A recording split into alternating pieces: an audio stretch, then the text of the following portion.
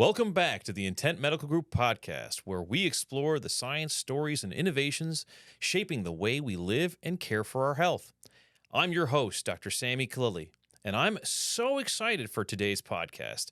I get the honor to welcome the driving forces within our ENT department, our physician assistant team. This group plays a vital role in supporting me and my entire team members, assisting in advanced procedures, managing patient care before and after surgery, and ensuring every patient feels seen, heard, and cared for throughout their entire journey. From complex sinus and sleep procedures to thyroid and head and neck cases, the team combines clinical skill with compassion. I'm so thrilled to have them here to share what goes on behind the scenes, their experiences in ENT, and what makes this field so rewarding. So let's get into it.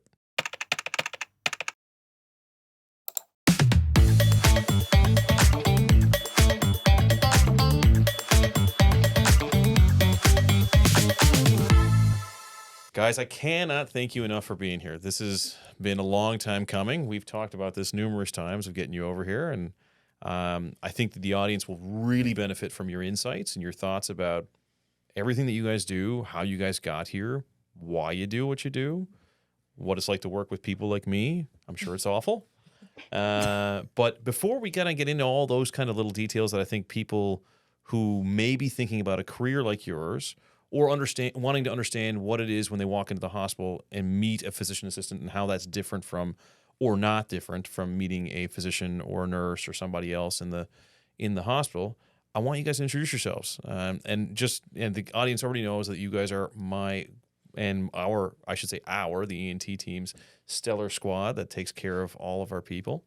But I guess we're going to start with the newest member, Cammie. I'm Cammie. I went to PA school out in Boston. My school was Massachusetts College of Pharmacy and Health Sciences. And I recently moved to Chicago about 2 months ago to start working here. Yeah. And you are not originally from the East Coast. No, I grew up in Wisconsin. Yeah. But then I went to University of Wisconsin for undergrad, moved out to Boston for PA school, and now I'm back. Yeah. And you got the privilege of working with one of my good buddies out there, and that's how we got connected. And yep. So thank you, Jordan. For all that. So let's move over here to this side.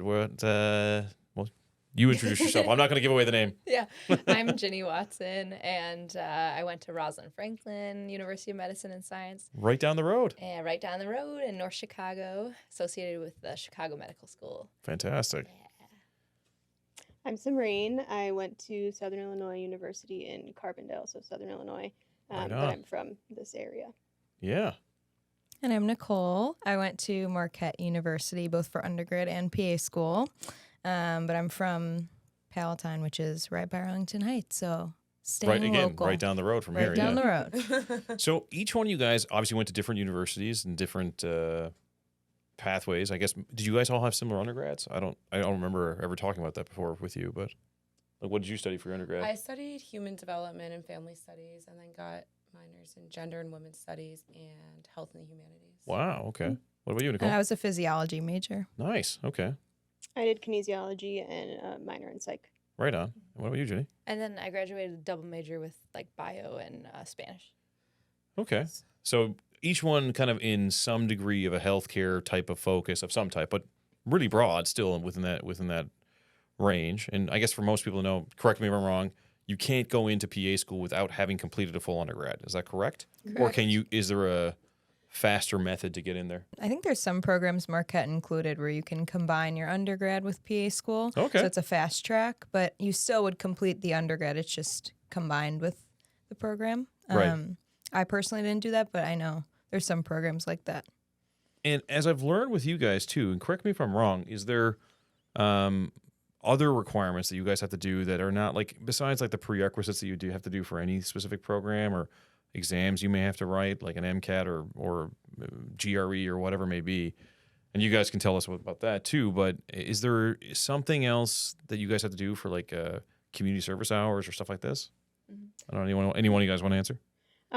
So a big majority of it is that we do patient care hours or patient care experience that a lot of people get like their medical assistant license or EMT or other things to get hours that are included in your application for PA school. So that's a big component of the application. And each school has different requirements, but I would say like a general thought would be that you probably need to get a GRE. You probably need to have a certain GPA.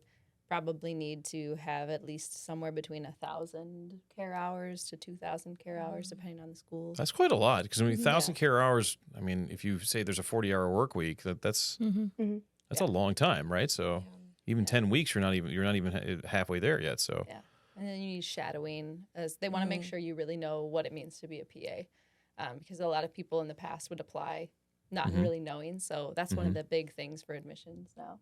Volunteer experience. Yep. So in addition to the patient care hours, they want you to do volunteer experience? Correct. Interesting. Wow. Yeah, it's kind of the full thing. Well, yeah, I know, but it's just like when you add up the amount of time people have in a day, which means that I guess most people aren't going into PA school directly from their bachelor's. Would that be accurate or no? I think it depends on how early on you want to go to PA school. So I took a gap year Okay. to get hours because I thought originally I wanted to go to dental school, and then I kind of switched paths in undergrad. But I'm not sure, Cammie, if you went right into it or not. Yeah, I went right in. I kind of decided early on, like in high school, that I wanted to be a PA, and so one of my teachers like had me sign up for the CNA course at like a tech school. So I became a CNA really young, and then all of college I was just working basically as much as I could to get patient care hours, and then I think junior year is when you apply if you want to go like straight in. So out of curiosity, what did you volunteer in aside from patient care hours? I volunteered at the American Red Cross. Okay, right Helped out on. with like blood banks, and then we just do like random stuff around campus. I did this group called Best Buddies, which is like helping out students with different disabilities and whatnot. So That's awesome. Okay, cool. Do you guys have a similar kind of thing where, not necessarily at the American Red Cross or whatnot, but you guys have to also volunteer as well for? Wow. Yeah. It's a lot of time. Like, I mean, when you think about it, because I know when I was applying for medicine myself, now this would have been in 2004 or 5, somewhere around there. We had to have volunteer hours, but there was no patient care hours to speak of. Now, granted, I was in Canada, but all my American colleagues also did not report to me that they had to do the same thing. So, yeah, no, I mean, that's different. But I guess it's also because it's become very popular as a career path. Am I wrong in that? It's becoming more and more competitive, and I actually recently went to a conference where they were saying that the growth rate for physician assistants is like around 30%, whereas the physician medical school growth rate is like 3%. wow. So there's a significant We're talking about the growth difference. rate and the number of seats? Number of seats, and I think programs, and the number of physician assistants and physicians that will be coming out of school in the next few years. Wow. So there's a chance we're going to outnumber you. Oh, I'm certain of that. I have no doubt of that in my mind. Well, you might already outnumber us now, wouldn't you? I mean, think you they outnumber a said- department. Yeah. Yeah. Right? Yeah. In reality. So Soon. soon. So no, for sure. All right. So when you're kind of deciding that you wanted to become a PA, maybe I'll pick on you, Jenny. What led you to kind of go into this route as opposed to choosing something different? And I know because you've told me, and I hope you don't mind me sharing, you have a family that is in, I think it's your mom or maybe it's multiple others who are physicians themselves. Yeah, my mom. Yeah. Yeah. Actually, so when I started college, I wasn't thinking medical at all. I was a voice major. Mm-hmm.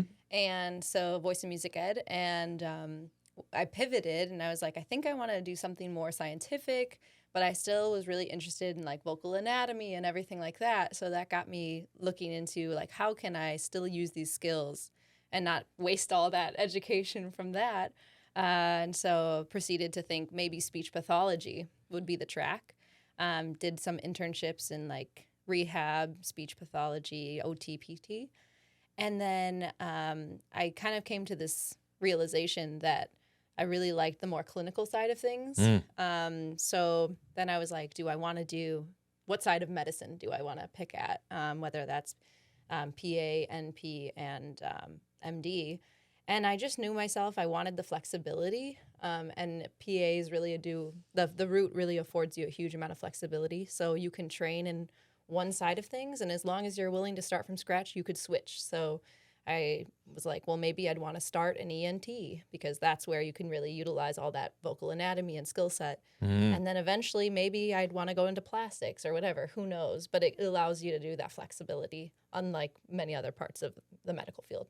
Yeah, that's one thing you guys have shown me, that you guys can be very flexible in what you can decide to go into as a career path. And I've seen it. I was now people 10 years in, they just say, I'm going to do something different. And which none of my colleagues can do that after finishing residency. So that's not something we can, not that I ever want to be honest, but I mean, I'm very happy with what I'm doing.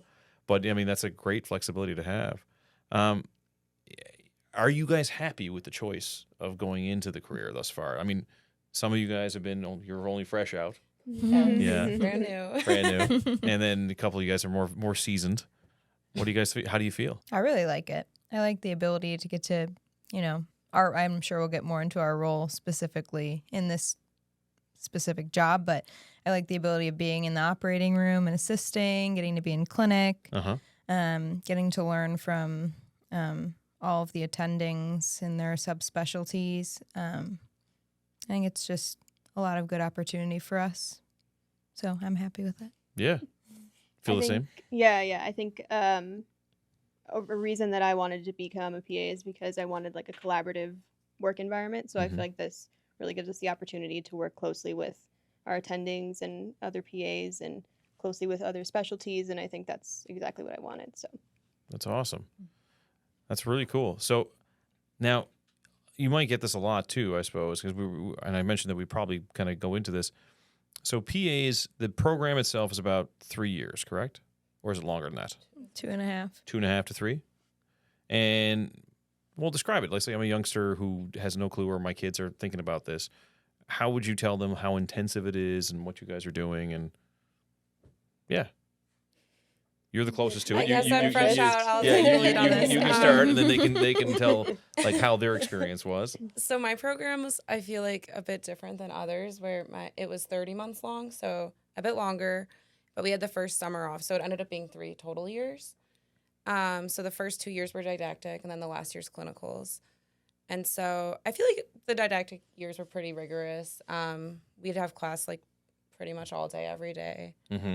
But then once you get to clinicals, it really depends on what rotation you're on. So we had 9 different rotations, and I think we did 7 core rotations. So you do like family med, emergency, women's health, peds, whatever. And then you get to choose specialties. So we did 2 different electives. And that's something you select as to which one you want. And it's not a core one, like you pick something, or it could be. Yeah. If you wanted to like repeat once, you like were really passionate about something, you could. Okay. Yeah. Okay. So, was that kind of the same for each one of you guys in terms of how that would go? How much of the actual, like, not didactic part, well, I guess I'll ask that question. How much of didactics versus being on the floor or being in the clinic or whatever else influenced the choices you made in terms of going in, what you decided you'd want to ultimately do, or the electives you choose or whatever? How much would you say that would be? I'll pick on you, Samarine. So I would say because I was in Southern Illinois, there weren't too many opportunities for me to do specialties. So a lot of like my elective rotations were really just repeats of my core rotations. But luckily I had done, I was a medical assistant the year before PA school in ENT. So I think that I was always in the back of my mind considering doing that when I graduated. And then during my rotations, I kind of, went through a couple of things. Did I want to do this or did I want to do something else? And then ultimately it just felt comfortable for me to kind of choose ENT. And so that's how I ended up. That's fair. Here. What about for you, Nicole? Because honest to God, the first time I'm hearing that you were interested in dentistry is right now when you were speaking here. So I'm just curious to know, like, what triggered it. Is it just because it was a natural, like, part of the same wheelhouse? The reason I'm laughing at that is because that was kind of my trajectory when I was growing up as well. So I did an ENT rotation PA school, and I really, really liked it. It was kind of similar to the job I'm in now with the OR clinic kind of ratio. And I really liked it. I worked in oral surgery actually before PA school, oral surgery and plastic. So I knew I liked it, but I kind of liked the role of a PA a little more, just the flexibility like Ginny was saying. So it was a good combo of both. Well, Ginny, how did you get to the ENT portion of things? Because did you have someone in the middle of it? Because I know your mom, correct me if I'm wrong, obstetrician, correct? Mm-hmm. So the natural thought would be that maybe you'd go that way, but. Well, I think coming from voice, I just always thought that was so interesting. So you kept with it. Yeah. Kept with it. But I will say that when it came to my like elective rotations, there was a little bit less like ability. You're kind of hamstrung by what your school can find unless you find your own, which it was so much more preferable to go with one that is good and that's set up by your school. And so when I was looking through, a lot of the ENT rotations were more kind of related to your general outpatient, and I was very surgically oriented. So I ended up doing kind of a different side of things. So I did like a reconstructive plastic surgery. That was primarily like breast cancer and things like that, or some head and neck cancer a little bit too. And then the second one was craniofacial plastics because I knew that I at least had a good foundation in like general ENT thoughts from some stuff previous. So it allowed me to kind of look at the head and neck from a more surgical angle. Yeah. So that's kind of how I got there. Yeah. That's awesome. Okay. Yeah. The reason I was asking the question is because I know that for a lot of people, when you're going through training, some of it can be the subject matter really drives them. Like they like that. But by far and away, what I've noticed when I was going through, and even since, people get very much motivated by a discipline based on who they got the chance to work with. Yeah, totally. And I was wondering how much of that influenced each one of you guys more so than the subject matter itself. I don't know, whoever wants to go first, or maybe the answer is no. It was more really with the subject matter, and you had an aching to be in the head and neck. Yeah, combo of both. Yeah. Combo of both. I think it's always really helpful when you have a good experience in the rotation. Right. But I think a bad experience can probably turn you off. I didn't have that experience personally, but I'm sure I could see that going both ways. For sure, yeah. That was the same thing for each one of you guys? Would you say? I feel like my school, so I was in Boston, so there's like so many different hospitals around. And so me and my classmates all did rotations at different places. So I did general surgery at this pretty busy hospital. So I feel like I got a good opportunity to really get in on like general surgery cases, ENT cases, ortho, urology. Or like maybe one of my other classmates did general surgery somewhere else where like they didn't let her do anything. And she would just kind of stand there and watch. Right. So I think it does depend.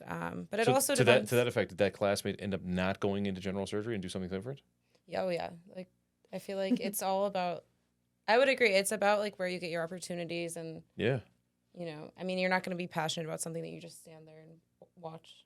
Forced to stand there for 12 hours. Which is funny because I remember this about facial plastics fellowship program. So now imagine you're finished all your training and you've done residency, and then you go do a year of facial plastics, and so many of them were just stand up and watch. Yeah.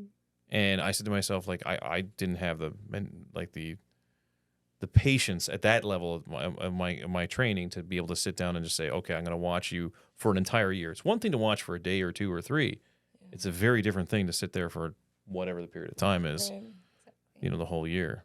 That's interesting. And that actually is something that your rotations as PA students can vary dramatically, I think, depending on the location you're at. So if a location utilizes residents a lot, your ability to be hands-on in that rotation may take a backseat.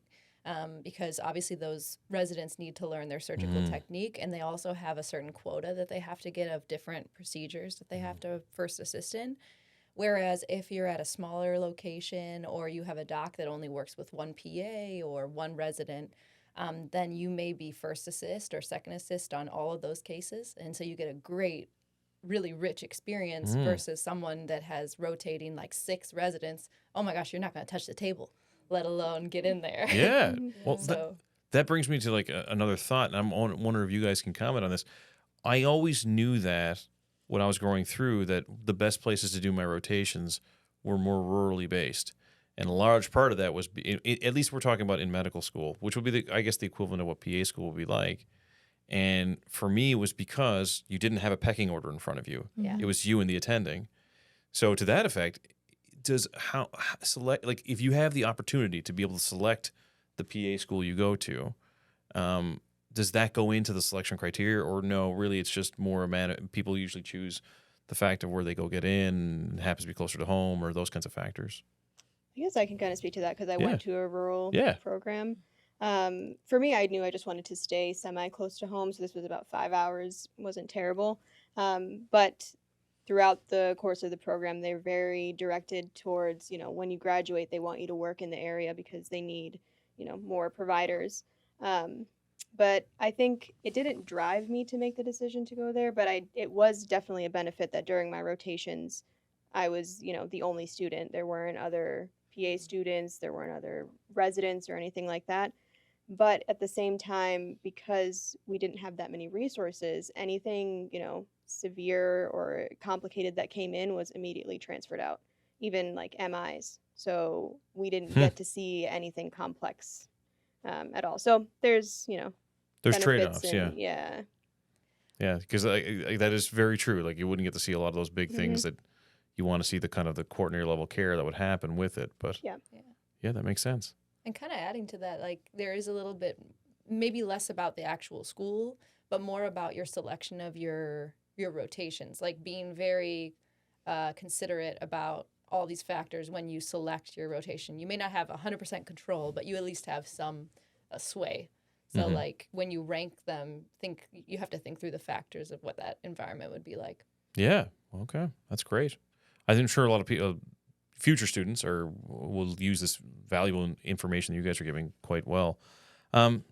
Anything else that you would want to tell someone who's thinking about going into PA school, if knowing what you know now would have been helpful for you back then? And we can go around the room. We can start with Nicole if you have anything in your head. Yeah. I think just being really willing and understanding that it's always going to be very collaborative. So feeling comfortable working with a big team, with a lot of different roles. It's just very collaborative, and I didn't realize how collaborative it was, I think, before I started shadowing. So I think shadowing is really important. I know it's hard sometimes, but I think it really makes a difference in fully understanding the role and knowing what you're getting into before getting into it.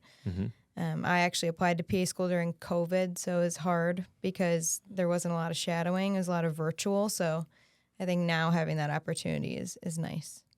Okay, awesome. What about you, Sabrina? I think something that helped me a lot was in PA school having like a good group of classmates and things like that were not only like good for studying with or things like that, but having like that support too, because PA school can be very isolating. And so I think having a group of people in your class is very important. I would more say the thing that surprised me the most was how extensive and lengthy the application process can be. So especially when we have people shadow, sometimes they think like, oh, I'm just going to apply. It's going to be quick. No, it takes like a year to a year and a half. Sometimes for people, you may have to apply multiple cycles. So I know people that do it 2 or 3 times. So then that's another year of work.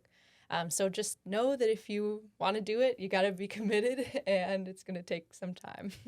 So that's a really great piece of advice. So I guess to echo what you're saying, would you say don't get discouraged by rejection on the first round is what you're saying? That's what I say routinely to people who want to apply to medicine. If you're truly committed to it, just keep going, because eventually it'll happen. But it sounds like it's very similar. Yeah, and I feel like I've talked to some of my professors about this, like how do certain people get in and other people don't? Because I have friends from college that are still trying to get in, who I felt like had the same background as me. I worked with them in undergrad. We did all the same things, and they're still working as CNAs, and they really want to be a PA. But I think a lot of it's that most schools, the acceptance rate is under 5%, at least from my understanding, and it's not always that the applicant's not good. It's that there's so many good applicants. You really need to find things that make you different. And so I think finding something that's not maybe about medicine that you can like be involved in, that shows like, oh, you're interested in something else, because everyone's interested in medicine. everyone's going to have good grades. Everyone's going to have patient care hours, whatever. So like finding something that makes you unique and that you actually enjoy will make the application process, I think, more enjoyable and also make you stand out better. That's great. So, I mean, not only you're bettering yourself because you're doing something you enjoy to diversify yourself, but it's also adding the added bonus. You're diversifying the application. That's a great piece of advice. I always kind of liken it when people are applying to medicine and to say the same thing. Like, you just want to limit the number of reasons people are going to say no to you. And there's certain things you can control and there's certain things you can't. Like, if they don't like people with purple hair and you got purple hair, well, sorry. But if there's other things you can control where you're like, I should have had this score, or I should have had this, or I should have studied this, but they say they'll take only 2% of people who don't have this. Well, then those are limiting factors. So that's a great piece of advice, Cammie. And I think some schools too, like all schools are looking for different things. So if your GPA is not as high, don't apply to a school where the average GPA is 3.95. Like, you're not going to get in, So kind of seeing, like, I guess the school's values. And that'll help you kind of be a cost-saving measure too, because it's the so application. expensive. Well, that's a good question. Now, how much did it, like? And if you don't feel comfortable saying it, it's fine. How much did it cost just to apply? And let's say X number of schools. Like, if you spent, how much would you have spent that year on applications? There's definitely a base number to submit your application through. It's called is it CASPA? And then I think you pay per school too. Yeah, each school has like supplemental applications. Wow. Okay. I feel Is like it like 180 or 160 something per school or per thing? Yeah, or? it's lower than med schools for cost, but it's still. So would it be inaccurate to say, because most people, I would imagine, not saying for sure, would apply to multiple different spots. Yeah. And so right? And so you'd say on average, what, 10, 15, 20 spots? I think I did 8 or 10. Okay. So would that be like, what, $1,000 in applications for that year? Probably around Or more, yeah. Or more? 1 to 2.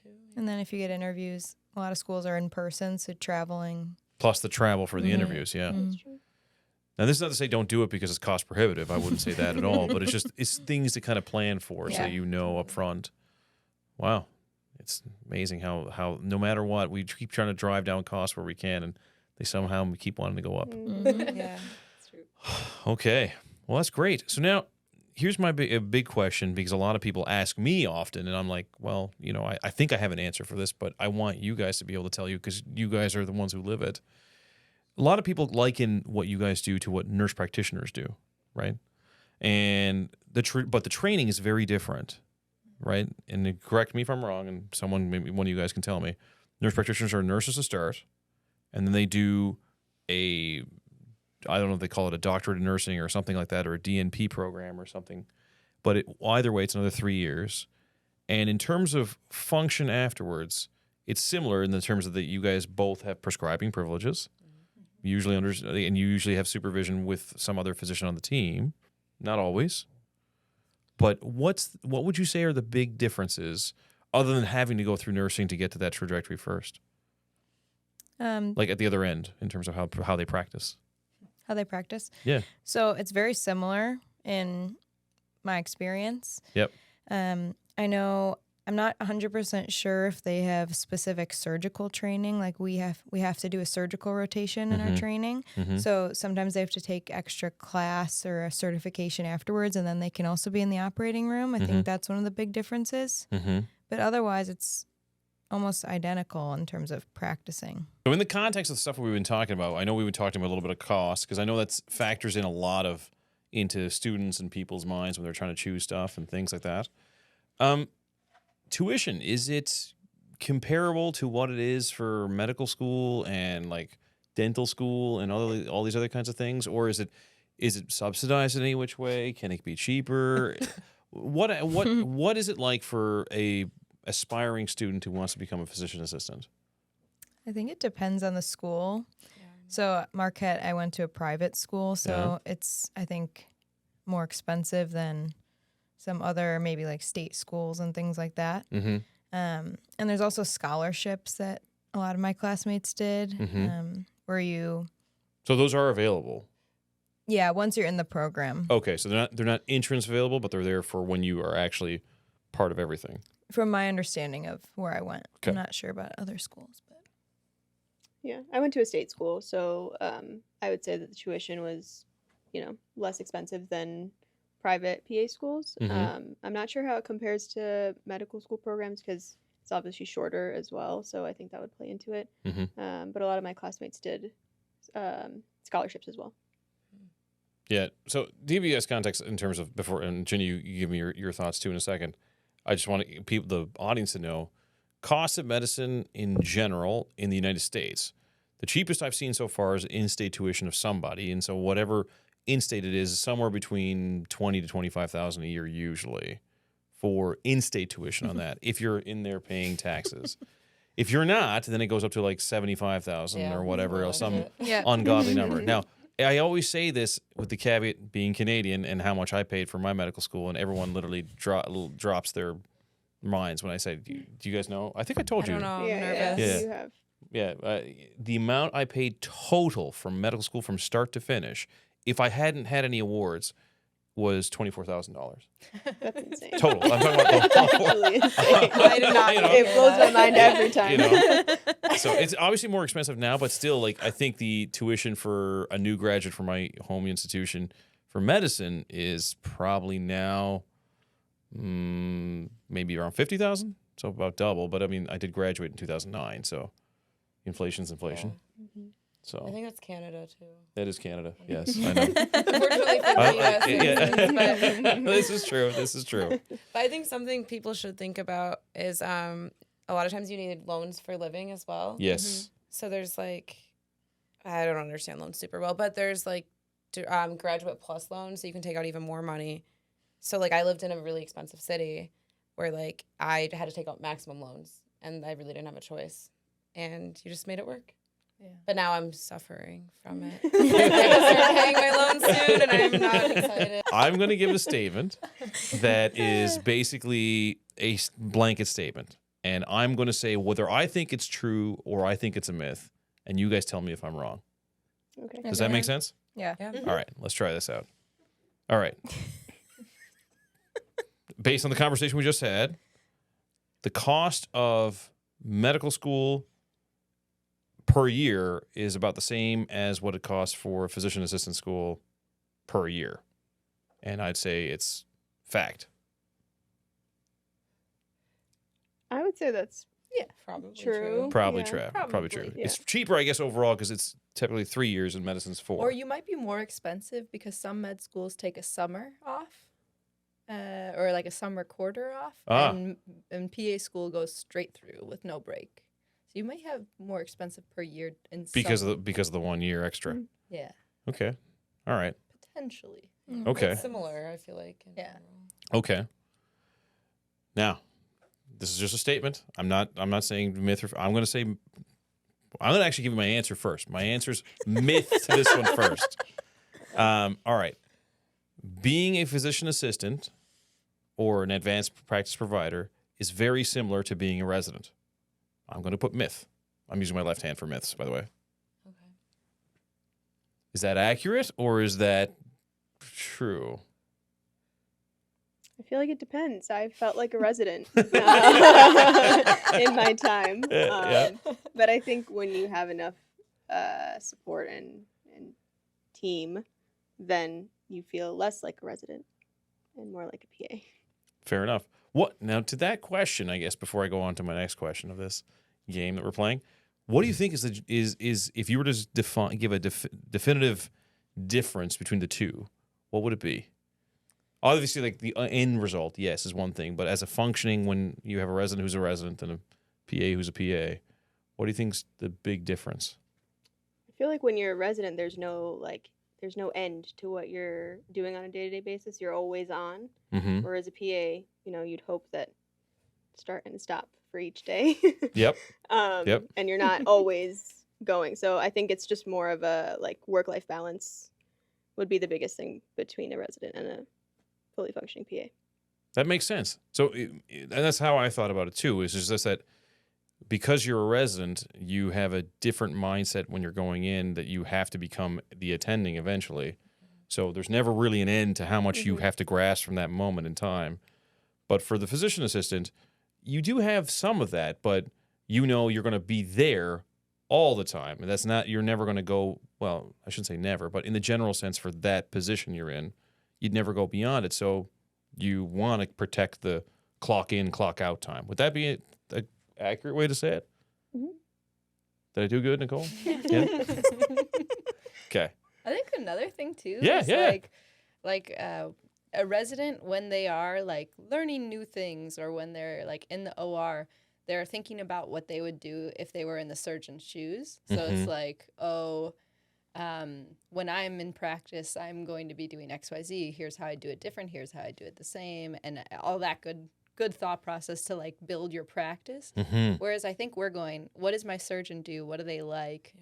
How can I better be there for them? And just to be that like teammate all the time. So it's like a slightly different mindset, I guess.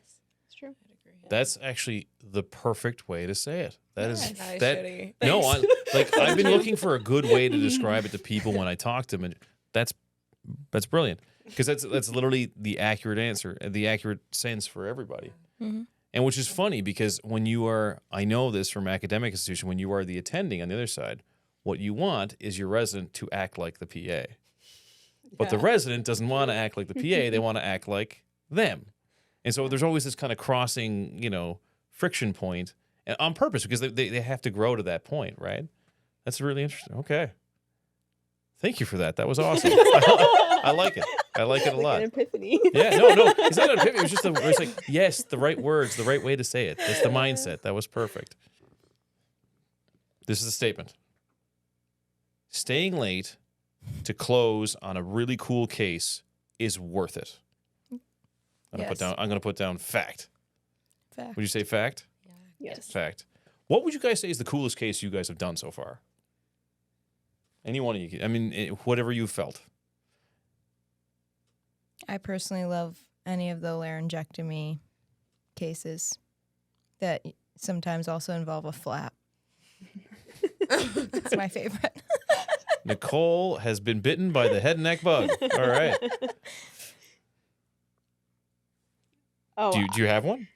I'm trying to think of a specific one. I mean, one of the first cases that I saw was a very complex, again, head and neck cancer, where we did a reconstruction with the scapula flap. And I mean, I just didn't know what was going on in that case. I was like, what have I gotten myself into? But staying late and seeing the whole thing through was very cool and rewarding. So Yeah, you learn a lot when you do that at least once or twice to kind of understand what goes into it, but also probably helps you with management too, right? With the patient afterwards, Yeah. I'm right? gonna answer the questions better. You know what happened and all those Yep. kinds of things, but also you can predict for the next one what's going to transpire. Yep. What about for you, Ginny? I would say, I guess people have already talked about flaps, so I'll take it in a different direction. I think two things. I really like a neck dissection because it's so pretty. And I think it's It is so a beautiful cool to thing. look Yes, at, I agree. And then the second would be like a mandible recon where you're like putting a little bone and you have the little 3D printed guides. I think the tech That's cool. that's being put into surgery is really fun. It doesn't always work, but meaning like Yeah. the 3D printed models don't always fit Yeah. or whatever. So then you have It's to true. figure out a plan B and C. But like when it works, it's so cool. And so that's fun. Awesome. All three of them have been bitten by the head and neck bug. I got one I'm not saying the hope. same thing. It's not going to say. Oh no, I just love rhinoplasties. Agreed. They are really No, they are cool They too. are. But I will say we were in a cool case the other day where I feel like it was a head and neck cancer as It's well. okay. It's okay. I also haven't seen that many cases. No, so- I know. I'm picking on you as my one last bastion of hope that's going to say, I love a good sinus, but no, not so much. It's not Or that even I don't forgo- like those, but I think the really cool part about the one we were in the other day is that the tumor extended right in between both of the lingual arteries, right? And so one of the other attendings, I guess, had been like contemplating for the past few months like the best approach to it because he had never seen it before either. Mm-hmm. And I think just like watching that whole process was really, Yeah, because normally you have to sacrifice one of them, and he didn't have to Right. for either one. Yeah. yeah. So I think seeing like how every case can be super unique and it's not always like a textbook way of like you have to do this, this, and this. It's like you have something like cancer that's really uncontrollable and you just have to figure out the best way to, I guess, get it out. And then I think it's super cool seeing them on the floor afterwards. And Mhm. I'm like, wow, literally just saw you completely sliced open, and now you're functioning like a normal person. It's crazy, or like normal-ish. Yeah, no, that's awesome. That's awesome. Well, the honest answer is though, in the world of ENT, it's very normal for everyone to fall in love with head and neck. All of us got. That's one of the big reasons why I was like, when I got into it, what initially triggered my interest obviously was otology, and then when I was deciding during medical school, it was the big head and neck cases. They were like, oh yeah, this is awesome. But then as time went on, one of the residents I worked with at some point, they described head and neck cancer surgery as kind of like she was a female and she dated men. And so she was like, it's like the bad guy you used to date in high school, which was like a great idea at the time, but 3 years down the road was terrible. That's kind of how she described it. It always stuck with me. So after that, I was like, yeah, you're right. Like, so for me, I went a different pathway and found my own sexified surgery. What's your favorite? For me, you know me. I love the skull-based surgeries that where we drill out big parts of the anterior midline of whether it be the brainstem or taking out the carotids or things like that. I do enjoy thinking about all the things because all the things that you apply in head and neck and all the things that you guys think about for the reconstruction there, I'm doing that exact same thing, but on a much more microscopic, endoscopic scale. Yeah. And I like it because I'm using a lot of fancy gadgets and tech. So that also helps me out with that too. I do enjoy doing functional septorhinoplasties.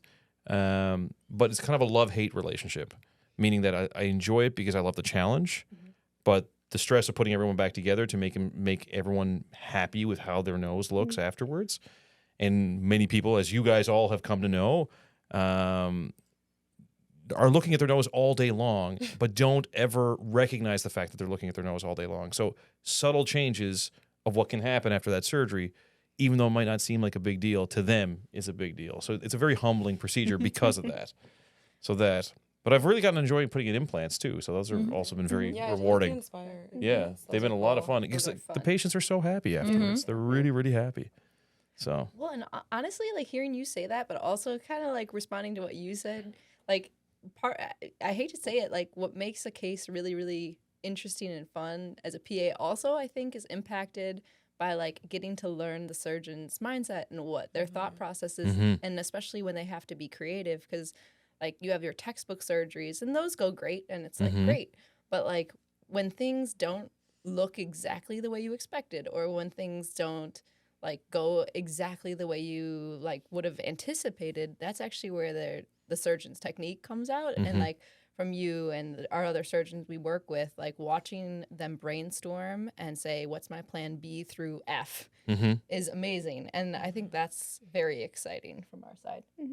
That's awesome. Yeah. Well, we're happy to be able to provide that kind of mindset into our brains, but it's a definitely important part of our process too, for us getting through those cases. Cause as you know, they can take a lot out of you, both energetically and mentally and emotionally too, because what you anticipate doesn't always go the way you want. And you've been there, you guys have each been there before already.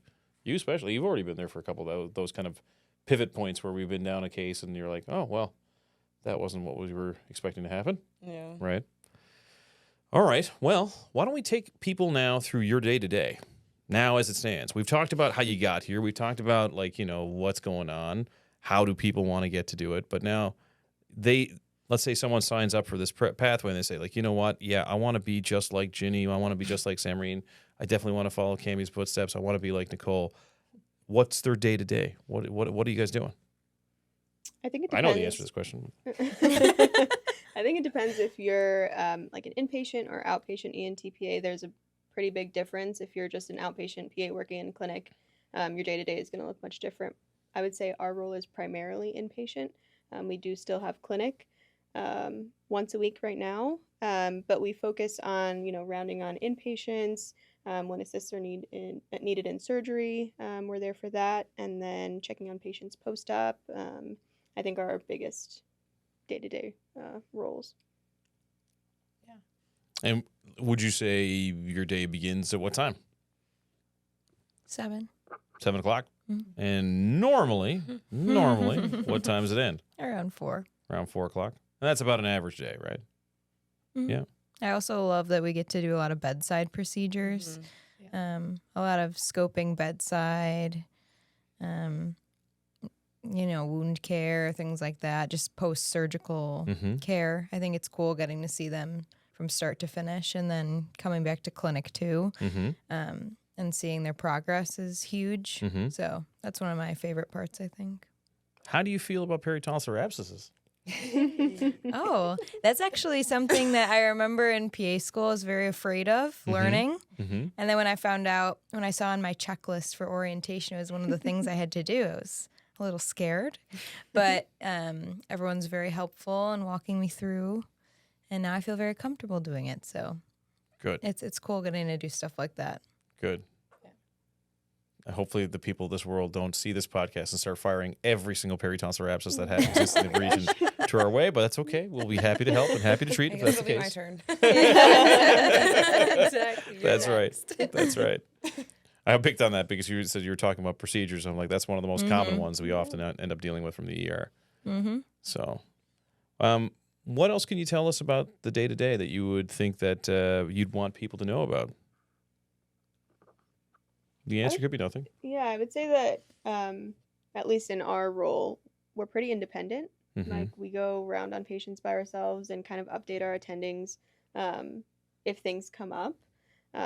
Sometimes we round with our attendings too, and it's not an everyday thing, but I know some surgical services round with their attendings every single day. So I think it just depends, but we see patients on our own. We come up with changes in their care plans, running it past the attendings, and then write our own notes, and so. And we take the pager during the day too, so if any emergencies come in, if we're on call that day, we're usually the first to get the call, and then we'll figure out what needs to happen. God bless you for that, because from a physician side of things, having someone on a very busy service like ours is, that helps us open up our mental bandwidth to be able to deal with the current patients that we're dealing with in front of us, the surgeries that we're dealing at that moment in time. So that's a valuable space that you create, for sure. So thank you. So as you guys know, our team is very multidisciplinary in its function and how we work. How has that been for you guys in terms of because I know for a lot of experience, and you probably, you have many colleagues and classmates across the country and everywhere else, and each of their experiences as PAs, I'm sure, is drastically different from what you guys are experiencing right now. How much is what you're seeing here at Endeavor, the kind of collaborative environment that you're wanting to see versus do you think there are some people out there who just prefer to be on their own or have more independence or whatever, what have you? What do you guys think? Being in a collaborative, multidisciplinary environment for me has been fantastic. We learn so much from you guys, but we actually really learned so much from our fellow PAs that are in different subsets. So we're ENT, but that we work in an office alongside cranial and spine neurosurgery. And then also spend a lot of time in the ICU. So we learn different things from our ICU colleagues. And so there's it makes you a better provider. It makes you think more well-rounded. And it also helps eventually, if you ever needed to move or whatever, your hireability would be increased, or your ability to catch on to new things would be increased because they influence you so much. If I were thinking about, for my perspective, for you guys, I was like, this would be awesome because I think you have lots of choices and lots of things you would learn from. But I know I've met personalities before that would rather just be a little bit more independent on their own. Everyone's a little bit different, I guess. Yeah, I agree with you. I feel like it's expanding my knowledge, and also if I did ever want to switch fields, I will have experience kind of working alongside other specialties as well. So I think it just makes you a better provider. Yeah, I'd agree. It probably makes you guys better at referrals and better at understanding who needs to go where or choosing the timing of when someone needs to go see somebody. I've even seen that growth for myself and with you guys too. So you can catch emergencies quicker, too. Yeah, absolutely. Understanding complexity too of if this happens, then this complication could happen from a neurosurgery perspective or vice versa, I think is really helpful. That's one thing about our team we're very blessed with, that you guys have become very close in a good way. And I'm not in an unhealthy way, I guess, but in a good way where, like, you know, you guys do other things together. I mean, you recently had some good news that was coordinated with your special somebody and the two of them over about a month ago. There was a whole... Yes. Shout out to Samreen. I was supposed to be on call the weekend I got engaged, but she switched with me It was secretly. all because of me. Yep. Yes, it was. This is all orchestrated by your special somebody. Yes. Yeah. But, you know, that how many team members can honestly say they could do that with them? I don't know. That's true. You know, it's not, I don't know. Maybe it's more common than I think, but I think that's pretty special. Yeah, it is. Yeah, no, it's been fantastic. Like, having you guys on the team has been a blessing. I know that for you, each of you guys are going to grow even further and even more.